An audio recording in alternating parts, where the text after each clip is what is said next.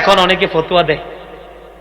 তারিক ইবনে সুয়াইদ রাদিয়াল্লাহু তাআলা আনহু থেকে হাদিস বর্ণিত। ছোট্ট একটা কথা বলে যাই, কারণ বর্তমানে মানুষ নেশায় করে একবারে যুব সমাজ ধ্বংস হয়ে গেছে। গেছে কিনা? সম্মানিত উপস্থিতি, মদ নিয়ে একটু আলোচনা করব, শুনবেন? বন্ধুরে আমার নবীকে প্রশ্ন করা হলো মদ সম্পর্কে। আমার নবীকে প্রশ্ন করার পরে তিনি বললেন, তুমি মদ তৈরি করো না। তখন তিনি বললেন, আমি তো এটাকে ঔষধ হিসাবে ব্যবহার করি। তখন আমার নবী বললেন, হারাম কখনো ওষুধ হতে পারে না, বরং এটাই হলো বড় রোগ। আওয়াজ তোলে বলেন না নাউজুবিল্লাহ। হযরতে দারদা রাদিয়াল্লাহু তাআলা আনহু থেকে হাদিস কানা বর্ণিত। আমার নবী বলেছেন, যারা মদ পান করে তাদের কাছে সকল পাপের দুয়ার খুলে যায়, কারণ মদ মানুষকে সকল রাস্তাগুলো সহজে তৈরি করে দেয়।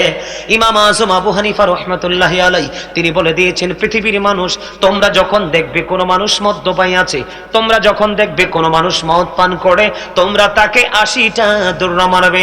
কেন গো ৮০টা দৌড়া মারতে হবে? কারণ মদ পান করার পরে তার সেন্সটা লেস হয়ে যায়, বিবেকটা নষ্ট হয়ে যায়, তখনই সেই জিনার মতো, ব্যভিচারের মতো কাজে লিপ্ত হয়। আর এই ব্যভিচারের মাধ্যমে জারজ সন্তান পৃথিবীতে আসে, আর ওই জারজদা জাতির জন্য, সমাজের জন্য হলো অভিশাপ। তৈরিটা হলো কোত্থেকে? মদ থেকে। কথা বলেন না কেন? ও মদ যারা পান করেন তাদেরকে বলবো, যদি এখানে থাকেন, আমি বলবো, বন্ধু আমাকে শত্রু মনে করো না। যারা সঠিক পথ দেখায় তারাই হলো সবচেয়ে বড় বন্ধু। যারা চলার পথে তোমার ভুল ধরবে, মনে করবা সে তোমার প্রিয় বন্ধু, কারণ ভুল ধরিয়ে দেওয়ার মানুষের যথেষ্ট অভাব। কথা বলেন না কেন? অভাব কিনা? বন্ধুরে আমার, মদ এতটা নোংরা জিনিস, এতটা খারাপ জিনিস, যিনি মদ বানায়, যিনি বানানোর জন্য সাহায্য করে, যিনি বন্ধু সরবরাহ করে, এই দোকান থেকে ওই দোকানে ট্রান্সফার করে, বেচাকিনিতে যারা সাহায্য সহযোগিতা করে, সবাই সমান অপরাধী। ও বন্ধু, হারাম কম হোক বা বেশি হোক, এটা হারাম হারাম হারাম। এটা দেহকে নষ্ট করে দেয়, বিবেককে নষ্ট করে দেয়, বিবেকটাকে একেবারে পচিয়ে দেয়, সমাজকে ধ্বংস করে দেয়। সোনালী জীবন, সোনালী ভবিষ্যৎ, অনিশ্চিত ভবিষ্যতের দিকে ডেকে নিয়ে যায়, তার ফ্যামিলি, পরিবারের সুখকে হরণ করে নিয়ে যায়, স্বামী স্ত্রীর বিচ্ছেদ ঘটায়। বন্ধু, আল্লাহ রাব্বুল, আল্লাহর হাবিব বলেছেন, যারা আল্লাহ এবং আল্লাহর হাবিবকে, আখিরাতকে যারা বিশ্বাস করে, তারা কখনো মদ পান করতে পারে না, এবং মদ্যপায়ী যারা, তাদের সাথে এক টেবিলে বসতে পারে না। জোরে জোরে কন্যা ঠিক না বেঠিক? সবচেয়ে বড় ভয়ঙ্কর খবর হলো, যুবক তোমরা হৃদয়ের জানালা করে শোনো বন্ধু, যারা মদ পান করতে অভ্যস্ত, যেই নারীরা মর্দা মহিলা হয়ে গেছে, যারা পুরুষের পোশাক পরে, পুরুষের জুতা পরে, পুরুষের ছোট্ট ছোট্ট একটা টি শার্ট পরে, পুরুষের প্যান্ট পরে, ওই নারীগুলো, এবং যারা মদ পান করে বন্ধু হারাম জিনিস ভক্ষণ করে, আল্লাহর হাবিব বলেছেন, ওই মদ পানকারীদের জন্য একটা ভয়ঙ্কর খাবার বরাদ্দ আছে। হাদিস শরীফের ভাষায় সেটাকে বলা হয় তিনাতুল খাবাল। ইয়া রাসূলুল্লাহ, ইয়া হাবিবাল্লাহ, নবী গো, এই তিনাতুল খাবালটা কি গো নবী? আরে নবী বলেছে, এই তিনাতুল খাবালটা হলো আরেকটা জাহান্নামীর নিংড়ানো পচা রক্ত, পুজ অথবা ঘাম। আপনারা কি আমার ওয়াজটা বুঝেন নাই?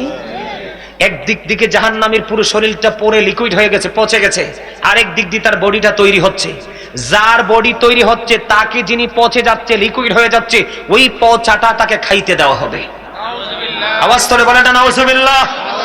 হযরত আলী রাদিয়াল্লাহু তাআলা আনহু তিনি বলেছে, আমার দিকে তাকান, তিনি বলেছেন, কোন দরিয়ার মধ্যে যদি একটা ফোঁটা মদ পড়ে, মদ পড়ার পরে যদি পানিটা শুকিয়ে যায়, শুকানোর পরে এটার মধ্যে ঘাস জন্ম হবে। আমি আলী কথা দিলাম, রে গুলিয়ার চর পরবা পাড়ার যুবক, আমার ভাই বন্ধুদেরকে বলবো, গোটা পৃথিবীর আমার ভাই বোনদেরকে বলবো, হৃদয় খুলে শোনো। তিনি বলেছেন, পানিটা শুকিয়ে গেল, একবারে তলদেশে চলে গেল, ঘাস জন্ম হলো। আলী বলছে, আমি এই দরিয়ার মধ্যে যখন সবুজ শ্যামল ঘাস জন্ম হতো রে, আমি আলী কোনদিন আমার পশুকে সেই ঘাস গুলো খাওয়াতাম না। আওয়াজ তুলে বলেন না নাউজুবিল্লাহ। হযরত আলী আরো বলেছেন, ওই দরিয়ার উপর যদি বিশাল বড় একটা মিনারা তৈরি করা হয়, আমি আলী ওই মিনারায় দাঁড়িয়ে আযান দিব না। আওয়াজ তুলে বলেন না নাউজুবিল্লাহ। বন্ধুরে আমার, মদ খাওয়া যাবে না, জুয়া খেলা যাবে না, ও বন্ধু ভাগ্য গণনা রাশি গণনা করা যাবে না, মূর্তি বানানো যাবে না। মূর্তি পূজক যারা, তাদের সম্পর্কে যারা বন্ধু ভিন্ন সনাতন ধর্মের অধিকারী, তারা অনেকে রাগ হতে পারে আমার কথায়। আল্লাহ বলেছেন ইন্নাল কাফিরিনা কানু লাকুম আদুব্বাম মুবিনা। এ মুসলমান মনে রাখো, আল্লাহ বলেছেন দা হেরিটিক্স আর the eternal enemy of the believers. আল্লাহ বলেছে ইমানদারদের প্রকাশ্য শত্রু হলো বেঈমানেরা। যারা মূর্তি পূজা করে তারা শয়তানকে ফলো করছে, তারা শয়তানের অনুসারী। আর আমরা মুসলমান যারা, আমাদের সম্পর্কে আল্লাহ ওয়াজ করেছেন Islam is not only a religion but also complete code of life. ইসলামের মধ্যে রয়েছে পরিপূর্ণ এবং পূর্ণাঙ্গ জীবন ব্যবস্থা। কারণ ইন্নাদ দীনা ইনদাল্লাহিল ইসলাম, ইসলামটা আল্লাহর মনোনীত। আরে আরো জোরে বলেন না ঠিক না ঠিক? আমার আলোচনা শেষ, আমি আরেকটু আলোচনা করব, তারপরে একবারে ক্লোজ করে দিব। সর্বশেষ যে আলোচনাটা আমি যেটা করতে চেয়েছিলাম, সম্মানিত উপস্থিতি, আমরা কিন্তু উদাসীনতার মধ্যে আছি। উদাসীন হলে চলবে? আমার দিকে তাকান, একবারে সিম্পল, ছোট্ট করে বলছি। আল্লাহ বলেছেন ইন্না বাতশা রাব্বিকা লাশাদীদ, the seizing of Allah is difficult. এদিকে তাকান, আমার দিকে তাকান না, এদিকে তাকান একটু, শেষ তো। আল্লাহ বলেছেন ইন্না বাতশা রাব্বিকা লাশাদীদ, the seizing of Allah is difficult. আল্লাহর ধর, আল্লাহর পাকড়াও বড় শক্ত। সাবধান, কেয়ারফুল ভাবে শোনেন। সর্বশেষ আল্লাহ বলেছেন ধরবে খুব শক্ত ভাবে, তারপরে বলেছেন ইন্নাল্লাহা সারিউল হিসাব, Allah is quick to take account. আল্লাহ হিসাব গ্রহণে অত্যন্ত তৎপর। তার মানে ধরার পরে আপনার কাছ থেকে কুইকলি হিসাব বুঝে নিবে, হিসাব চাইবে। এখন এই দুনিয়াতে না লুকাইতে পারেন, ওখানে কি লুকাতে পারবেন? আমার সামনে কোরআন শরীফ 30 পারা সূরা ইনফিতর, আল্লাহ রাব্বুল আলামিন বলে দিয়েছেন ওয়া ইযাল কুবুরু বুসিরাত আলিমাত নাফসুম মা কদ্দামাত ওয়া আখরাত। জোরে জোরে কোন আল্লাহু আকবার।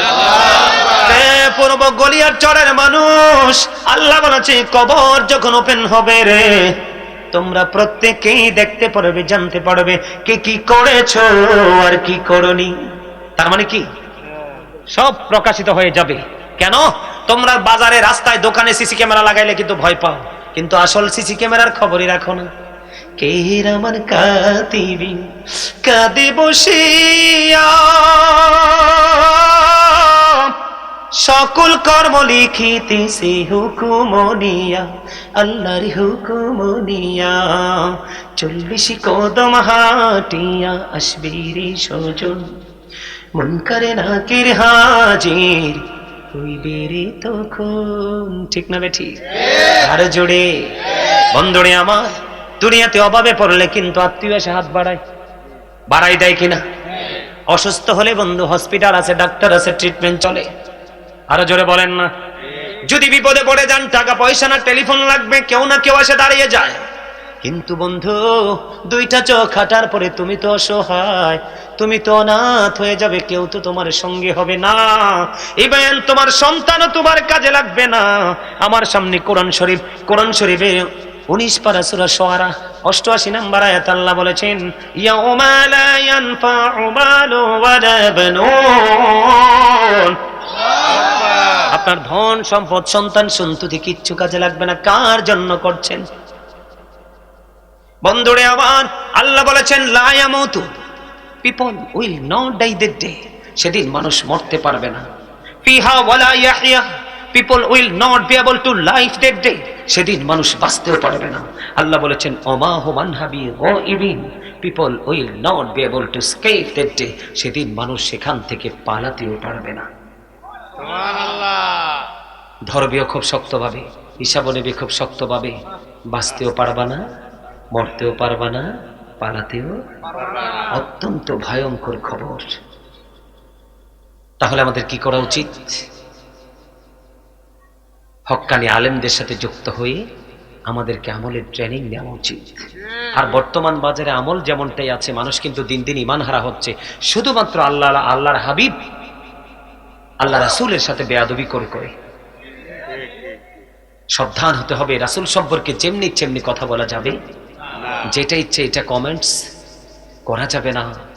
রাসূল সর্বোচ্চ পর্যায়ে, বুঝেন না, আল্লাহর সাথেই যার বসার জায়গা,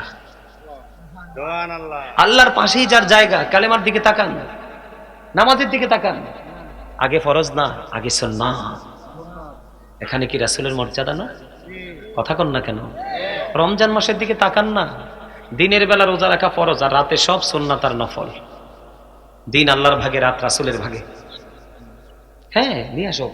তোমরা বুঝো না, আমি যে 2 ঘন্টা উপরে হয়ে গেছে। বাইরে যদি কালকে শোনেন, আমি যদি আগামীকালকে যদি আজকে যেই কক্সবাজার রওনা দিতে হবে, বিমানবন্দরে একবারে সমুদ্র সৈকতে প্রোগ্রাম, আমার যদি আজকে কক্সবাজার না হতো, আমি সত্যি আপনাদেরকে 3 ঘন্টা আলোচনা শোনাতাম। আমি কিন্তু বাজেট করেছি, আপনারা জানেন না। এখান থেকে কিন্তু আমার একটা লোক আমাকে সিগন্যাল দিছে, যখন 1.5 ঘন্টা হয়ে গেছে তখনই কিন্তু সে আমাকে সিগন্যাল দিছে যে ক্লোজ করতে হবে। কিন্তু আমি তারপরেও 2 ঘন্টা পার করে দিয়েছি, কারণ আপনাদের উপস্থিতি, আপনাদের মনোযোগ, আপনাদের ভালো লাগা, আপনাদের ভালোবাসা, আমি মুগ্ধ হয়েছি। আপনাদের যদি আবারও কখনো দেখা হয়, আমি আপনাদের সামনে আবার নতুন কোনো বিষয় নিয়ে আসবো। তবে আমি যাওয়ার আগে আপনাদের সামনে একটা গজল গেয়ে যাব, আমার লেখা। শুনবেন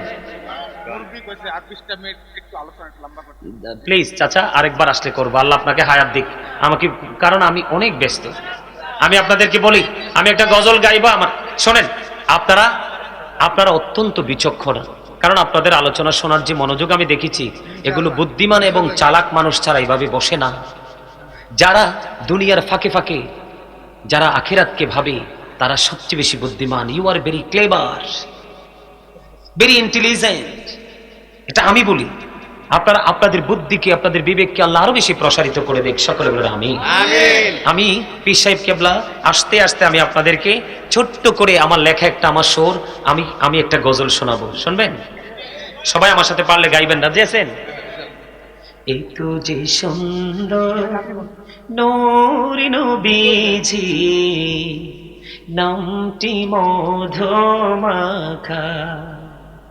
তুমি ছাড়া শূন্য জীবন, আমি যে বড় একা। বুঝেন না কথাগুলো? ভাল লাগে না?